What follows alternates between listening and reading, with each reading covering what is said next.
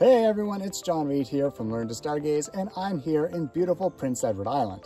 It's a new moon, we've had almost perfectly clear skies. This is the absolute perfect time to try out my new book, Learn to Stargaze for Kids, a book that explores over 200 different objects in the night sky with no telescope required. But in this video, we're going to test the Explore Scientific Gemini 2 telescope, which, if you're on a tight budget, might just be your best option right now for viewing the moon and planets in 2022. This is Learn to Stargaze.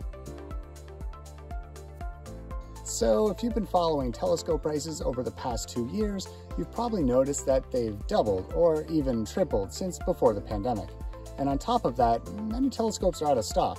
In 2021, I did a video where we looked at the best $100 telescope, and now that telescope is out of stock in the USA and is now $300 plus tax here in Canada. Based on the feedback and the messages I've been receiving, there's a huge demand for telescopes from those on very tight budgets. But beginner telescope prices are a bit strange in that you don't get what you pay for.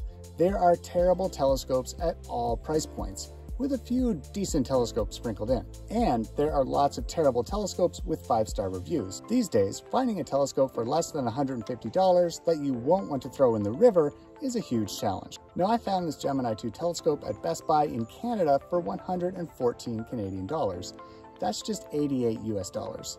I've seen this advertised in the United States for as little as $88 and upwards of about $140. Now, if you see it listed for higher than this, like on Amazon, just look somewhere else. I'm sure you'll find it at a better price.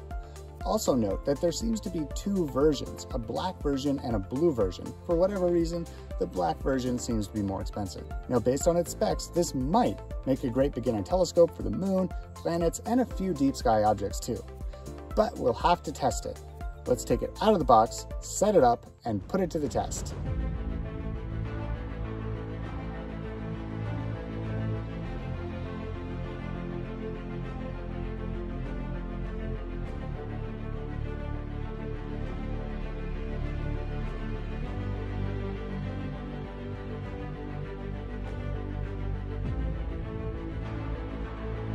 All right, well, that was easy. So inside the box, we've got a 90-degree diagonal, which is great for viewing things that are high in the sky. We've also got a 26mm eyepiece providing 27 times magnification. We've got a 9.7mm eyepiece providing 72 times magnification. Remember that magnification is the focal length of the telescope divided by the focal length listed on the eyepiece. Now, this telescope did not include a Barlow, and I think that's probably a good idea. Beginner astronomers often believe that more magnification is better, whereas in reality, less magnification makes it easier to find things in the night sky. Just gonna wait for that speedboat to pass. If you look close, you can see my dad and my son fishing in the background there. The telescope also comes with a red dot style finder, which takes 2032 batteries. Now, I always accidentally leave my finders on, so it's a good idea to have 2032 batteries on hand. You can pick these up fairly cheap at any dollar store. Now, what I'm really excited about with this telescope is this mount. This mount includes slow motion controls that allow you to easily control the telescope moving left and right and up and down. We'll have to see how well that performs at night. Now, the most important part of setting up a telescope is making sure that the telescope and the finder are pointed at exactly the same spot. Now, this is far easier to do during the day using a distant landmark. I'm going to use a distant tree. So first, hat on backwards, glasses off. I'm going to get that tree in the telescope. Now, I'm going to use these two screws here, one on the side to move the finder left and right, and one on the bottom to move the finder up and down until that tree is precisely centered in the finder scope. Then I'm going to move back between the finder and the telescope to make sure that they are pointed at exactly the same spot. If they're not, just repeat the process. Now, at this point, I like to put the telescope through a few tests to see if this is a telescope that I would recommend to beginners. Now, a first easy test is to see if the telescope can easily point high in the sky. All right, it looks like this telescope can point nice and high in the sky if I were to put an eyepiece in. That's pretty easy. Now, a pro tip is to stargaze from a chair. This makes finding things in the sky much easier on your body. Now, the second test I like to put the telescope through is, can the telescope easily move left and right and up and down? And with these slow motion controls here, up and down and left and right, are pretty easy, so this telescope passes that test as well. Another important test the telescope needs to pass is, does it stay where you put it when you let go?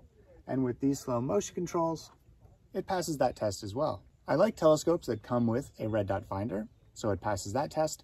The only test that this telescope doesn't pass is my 4 inches of aperture test. This telescope has an aperture of just under 3 inches. Now, aperture determines the resolution and light gathering ability of the telescope.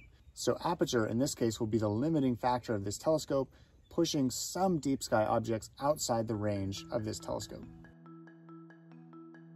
All right, it is finally nighttime. Our skies are dark and we're out here. I've got my son Isaac and my nephews Lethan and Wesley, and we have got our copy of Learn to Stargaze, and we're gonna go through some of the summer targets.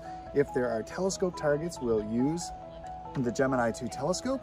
And also for the stuff that we're gonna look at that's deep in space, we also have a camera behind us that's gonna take pictures and we'll show you what we're looking at. Are you guys ready to get started? Yeah. Let's do it. Are we gonna be on YouTube? We're gonna look at Cygnus, or the Northern Cross. We're gonna look at Lyra. We're gonna look at the Eagle, Aquila, with these 3 stars in a row. There's some targets that are visible all year long. And so those are things that are over here. So we've got the Big Dipper right here. We've got Cassiopeia right here, which looks like a big W. And then there's Draco, which is a dragon, which sort of circles around and in between some of these constellations. You guys ready to check those out? Yeah. Yeah. Okay, so there's the Big Dipper. Can you see it? Yeah, is the 3 stars there and then a 4-star box? Oh. So you can hold this up to the sky. See, there's the Big Dipper. Big Dipper. Here we have Cassiopeia, looks like a W. And you can see right between those two is the North Star, right there. Oh, I see it. And the North Star is the tail of sort of the little bear. And so you can see how there's another little square right up there. When do I get to watch the rest of Harry Potter? We never got any marshmallows. I see it. That's the Lagoon Nebula. Can you see anything in there? Yeah. It's like a lot of stars. Do you see some of the, what looks like clouds? A bit. Great. All right, this one's the coat hanger. Now, in this one, it's upside down, but can you still see those stars? Yeah. This is Globular Cluster M13, and when I looked at it, it looked really clear. Can you see that cluster in there? Yeah, it looks like a faint gray star, like a big old faint star. All right, so at this point, we've been out for about 2 hours having a lot of fun with the telescope. Although the clouds did roll in for about 40 minutes in the middle there, we were sort of looking through the clouds, through holes in the clouds. We've got Isaac here. He's been a trooper. He's reading the book. So what did we see? Well, beyond the things I already talked about, I was able to see M51, which is that sort of pair of tiny galaxies. I looked for M101, but I think I was just a bit beyond the range of what we were able to see tonight, given the conditions. We looked at Mizar and Alcor, and it was able to split Mizar into 2 separate stars. The slow motion controls have been pretty great. One of the issues I found, or not issues, just things, if this axis is loose, the telescope tends to flap around. So you really have to use the slow motion control to go up and down, and it keeps falling off.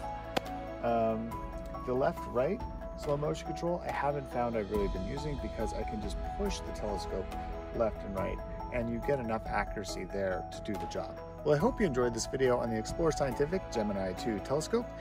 Definitely check out Learn to Stargaze for Kids, the book. I know your kids will enjoy it. My son definitely likes it. And be sure, if you're not already subscribed, to subscribe here to Learn to Stargaze on YouTube. And remember, the future is looking up.